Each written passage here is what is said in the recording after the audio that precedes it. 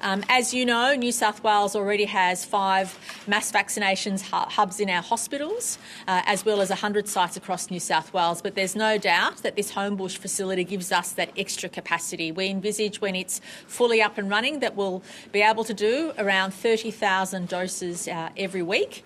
And of course, we do have capacity, depending on the doses that we receive, to make sure that not only do we reach those targets, but sometimes we might even be able to exceed them. Now, there's 2 exciting bits of information that I want to make sure the community is aware of. Firstly, that if you are over 50, like me, and want to get the AstraZeneca vaccine, you can register from Wednesday your interest, and then obviously we'll be doing the vaccinations from the 24th of May at this Homebush site. However, I do want to stress that in the first instance, anyone over 50 should be contacting their GP.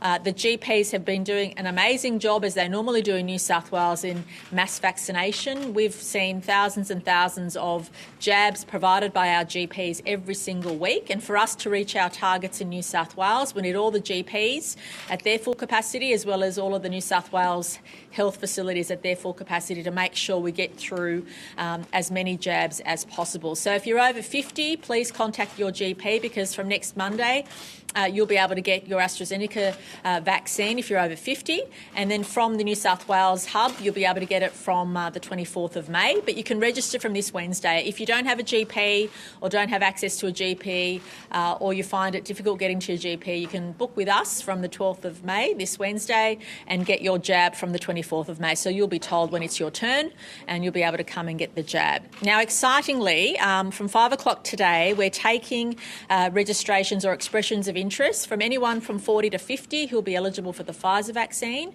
So if you're aged between 40 and 50, you're able to register from today through the newsouthwales.gov.au website. That's around 1 million people in New South Wales, so it's a lot of people. And obviously we've worked hard to get our systems up and running to make sure that we use up every dose that we're given. So if we know those who've put their names forward between the ages of 40 to 50, at this stage most of the Pfizer vaccines will be done by New South Wales Health. So we ask everyone who is interested between the ages of 40 and 50, or 40 and 49, to be precise, 40 to 49 is a better way of expressing it. Make sure that you register from 5 o'clock today to get that Pfizer vaccine. And we can't tell you exactly when it will be your turn, because obviously for the initial period of time at this vaccination hub, we're focusing on all those emergency workers, aged care workers and their families, and new quarantine workers that come online and their families to get the jab in the immediate future. But obviously beyond that point, and it could be within weeks, we're envisaging that 40 to 49-year-olds will also be able to get the jab from this max vaccination hub, and that's really exciting. We're trying to make sure that we get through as many people as possible, because remember, we have an adult population of around 6 million in New South Wales, so even if you vaccinate 5 million people, that's 10 million jabs.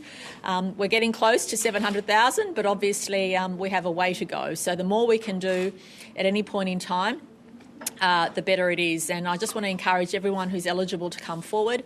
So and register their interest, or if you're over 50, make sure you let us know if you want the jab from this location from the 24th of May. I'll now ask Susan Pearce to say a few words. So New South Wales Health, under Susan's leadership of the rollout of the vaccine, has made sure this centre is up and running in a short period of time, and we're just grateful to everybody for making that happen. And I want to stress that beyond the initial, obviously the vaccine rollout is the federal government's responsibility, and beyond the initial 300,000 people, the states were to down tools, but we're really, really pleased to step up and support those efforts, to support the GP network, to make sure we get through as many vaccinations as possible. I'll now let Susan say a few words, then Dr Chant will give us a quick update, and then Minister Hazzard will provide some further information as well. Thank you. Can I start by thanking everybody who's been involved in establishing this centre in such a short period of time. 20 working days is what it's taken to fit this building out. And for those of you who were here just a couple of weeks ago, you would know that there weren't even floor coverings in this building. So the team at Sydney LHD, supported by a lot of partners, every district in New South Wales has really helped us with this, along with other external partners, private health providers such as Ramsay, HealthScope, our university partners. Everyone is here today because of that effort. It's wonderful to see people outside coming to get their jab. We want people to come forward and get their jab. It's a really important part of our response to COVID, that as many vaccines are given as is possible, which is why we've taken the time to build a centre like this to take the volume that we can take in addition to all of the other centres that we've got open across New South Wales. We look forward to seeing the numbers through here today, the week and the weeks after that, and we've had a strong response to the centre, but from my perspective, it's a big thank you to the people who've delivered this for us and for our state. Thanks. Thank you, Susan. In terms of the numbers, we will release the official numbers at 11 o'clock as per usual, but I can indicate that there's nothing particularly of concern in those numbers we'll be releasing. In terms of the update on the investigation, can I again extend my appreciation to the particularly the gentleman who was the sort of index case that disclosed this transmission risk in the community, who's been very helpful. There's been a lot of work being done to identify how the transmission event occurred. Unfortunately, we haven't found that missing link.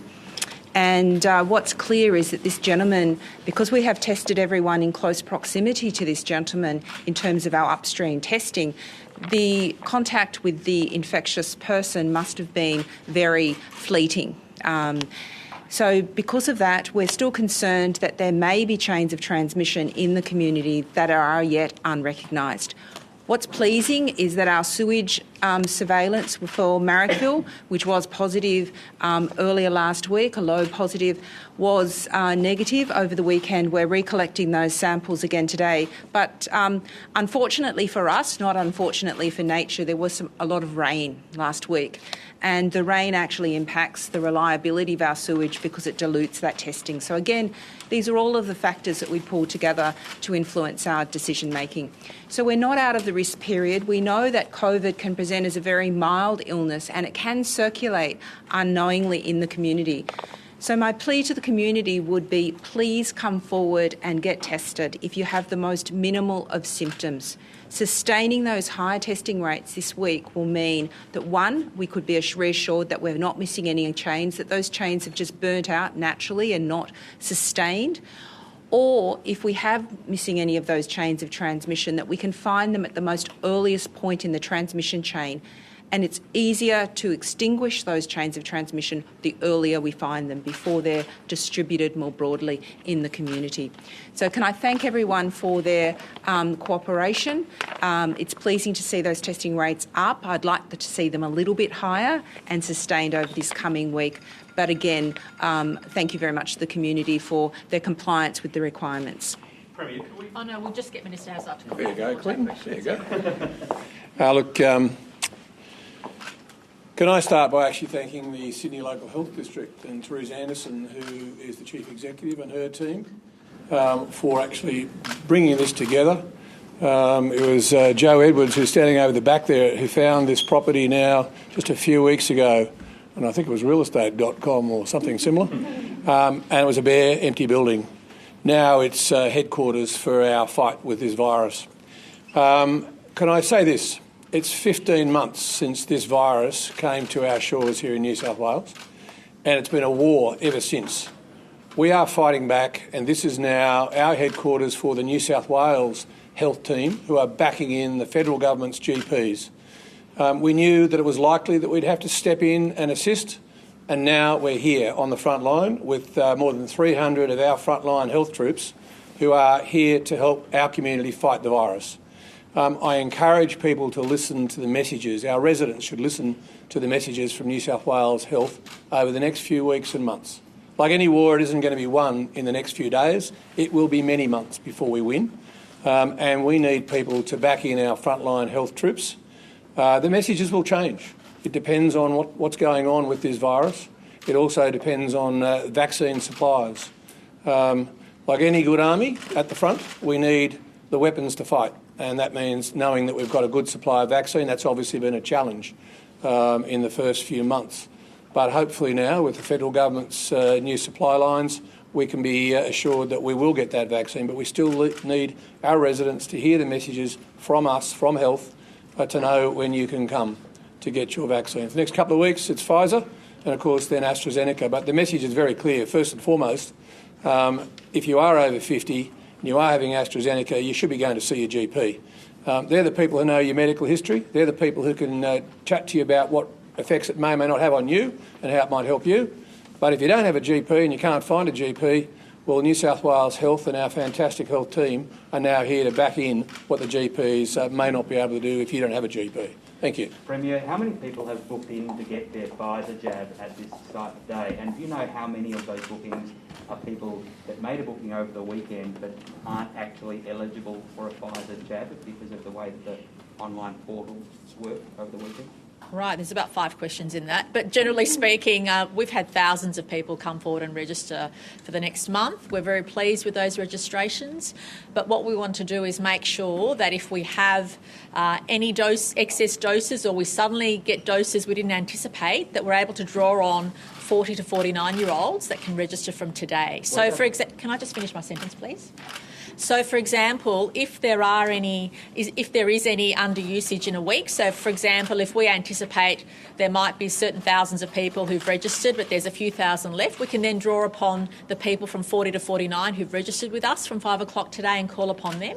The key thing for us is to make sure we use up every dose that's available as soon as we can, and that's what we're trying to do, to make sure that we built the booking systems as we did. And if you've had a chance to look downstairs, you'll see how quite sophisticated the booking system is. I even had the chance to go to the pharmacy and see how they've managed to literally identify each vial, each vaccine, to make sure that not only is everything as safe as possible, that we're able to literally track each vial to make sure we're getting those doses out. So it's really important for us to maximise the use of all of the hubs we have. So the reason why we're very excited about asking people from 40 to 49 who are interested in getting the Pfizer vaccine to show their interest.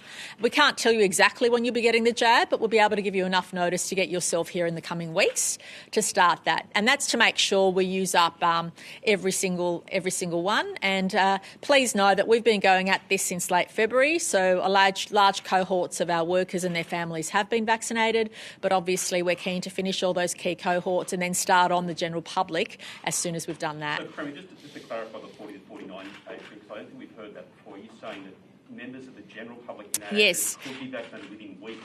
Well, that could start to be vaccinated within weeks. And this is our way of saying to the general public that New South Wales is keen to get as many people vaccinated as possible, because I strongly believe, and our New South Wales team strongly believes, that the more people that are vaccinated not only allows us to have a safer community, but also allows us to think about the future and when we might be able to do things we can't currently do now. And we have a sense of urgency in New South Wales. The more people that are safely vaccinated, the more ability we have to ease restrictions moving forward, and also to resume life as normal as we can with COVID, because we don't know how many years this is going to be around, and the quicker we get our population vaccinated, the better. So that's why today's news is very exciting. If you're in the general public and you're aged between 40 and 49, you can express your interest from 5 o'clock today through newsouthwales.gov.au to say that you're keen to get the Pfizer jab.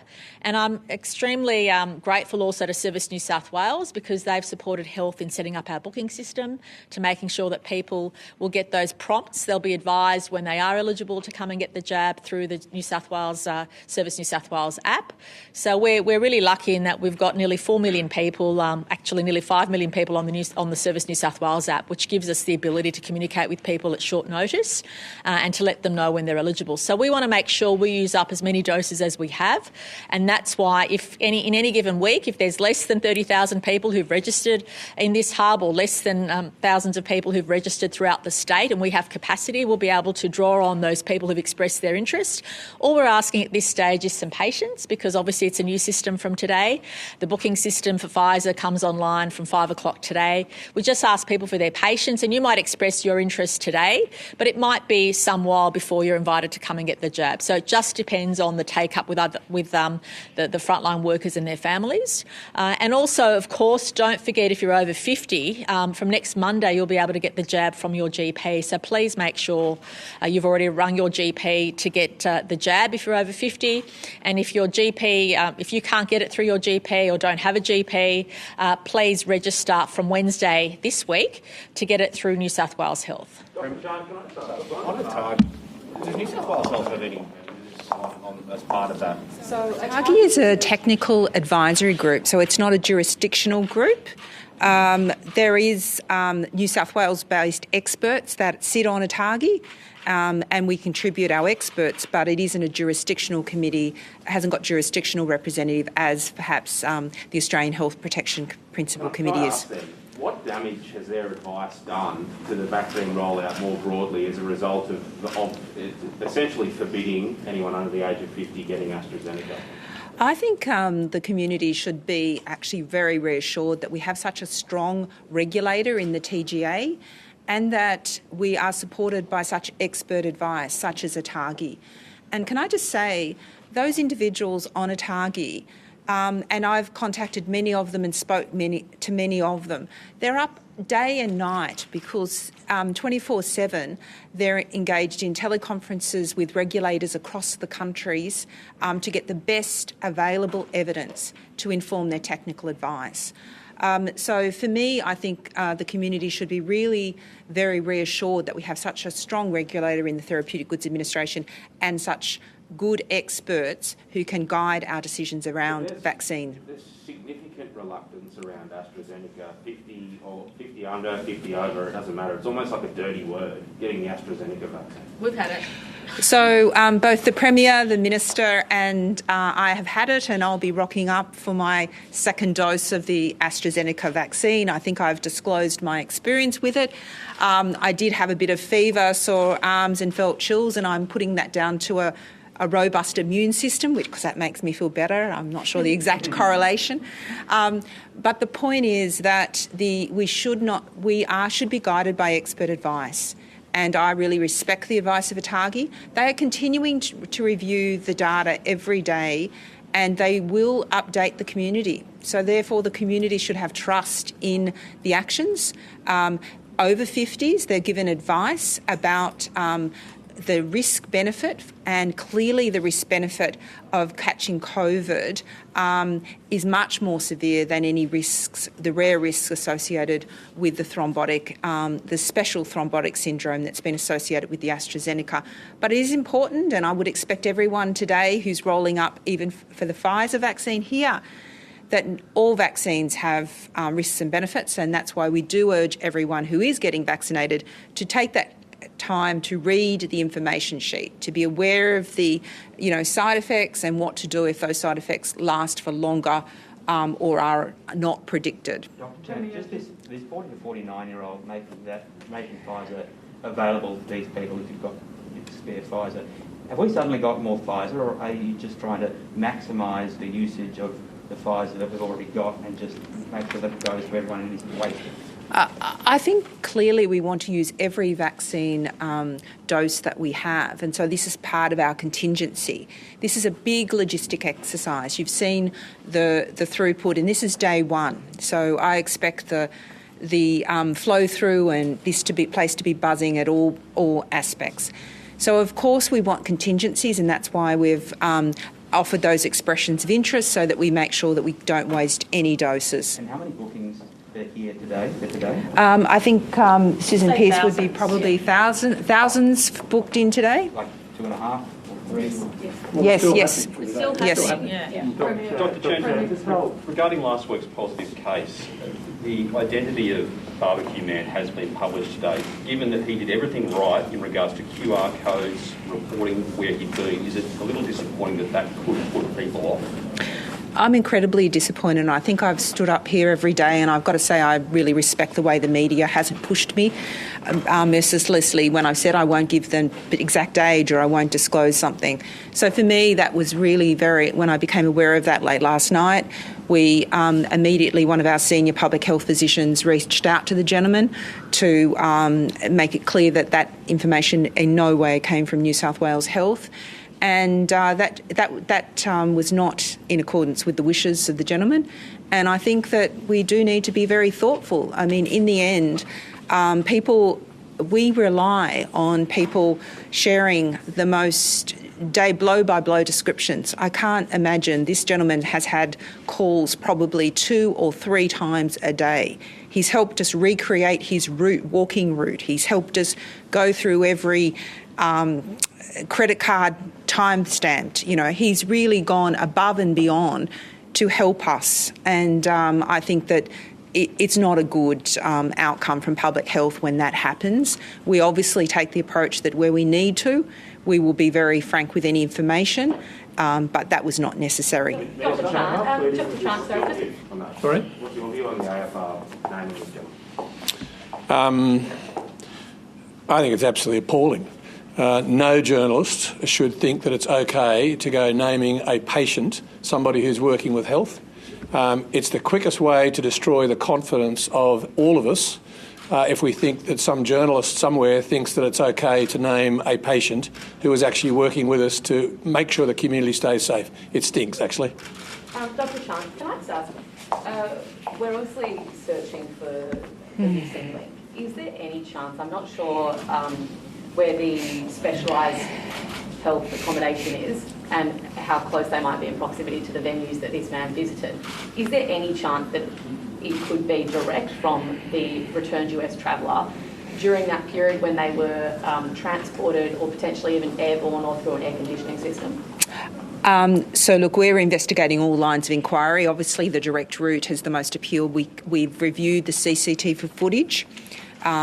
We have recreated the gentleman's walking route to see if there would be any opportunity for crossover. At this stage, we haven't found that. Clearly, this gentleman was in the city area and some of his walking routes did take him down around the precincts of the quarantine hotel.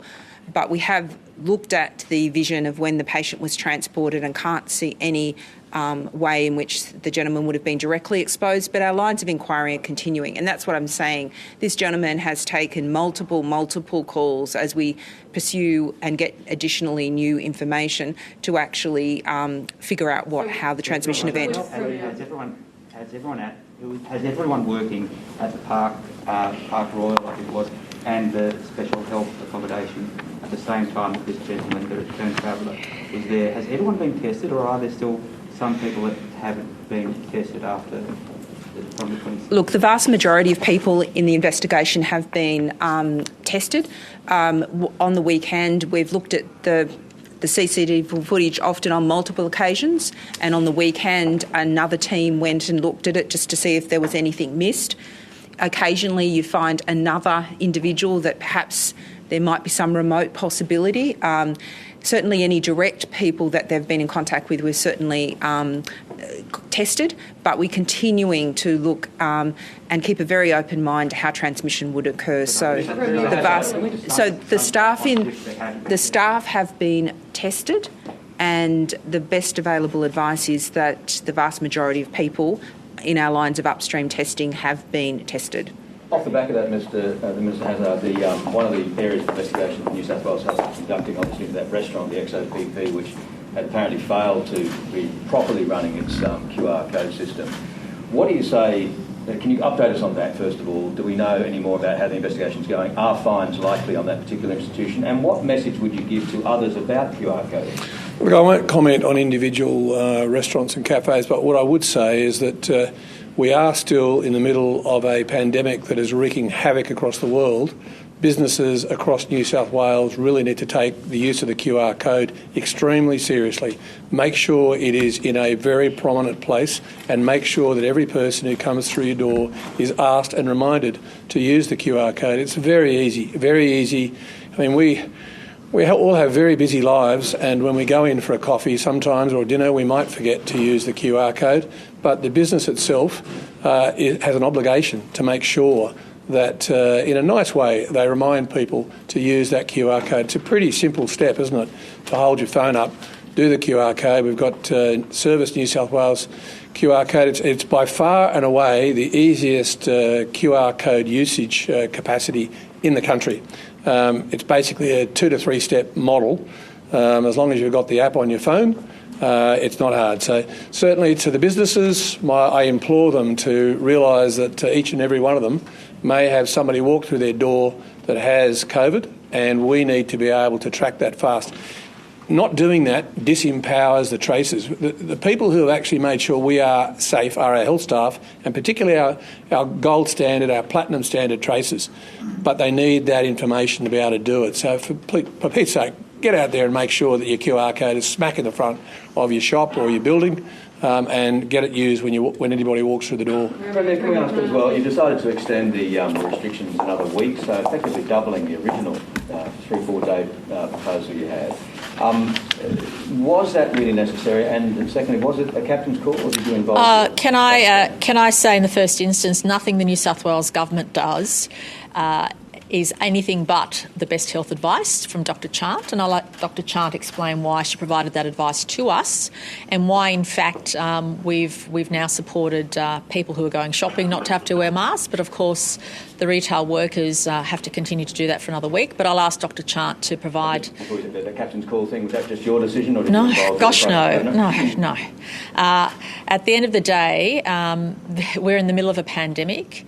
I get the best advice from the Chief Medical Officer, from the Health Minister, and we make sure we make the best decisions on behalf of the government for the people of New South Wales. But I will ask Dr. Chant to explain from a medical perspective why she provided that advice and why it's important for us. But I will say this, as Dr. Chant mentioned, our health teams, our health detectives, which I believe are the best in the world, have gone through lots of CCTV footage, spoken to lots of people, and so the concern is that whoever, or if it's one or multiple people, are those missing links. It was a very fleeting meeting or fleeting time that they met with that gentleman who got the virus, and so that suggests there could be a high level of contagion from someone who's passed it on.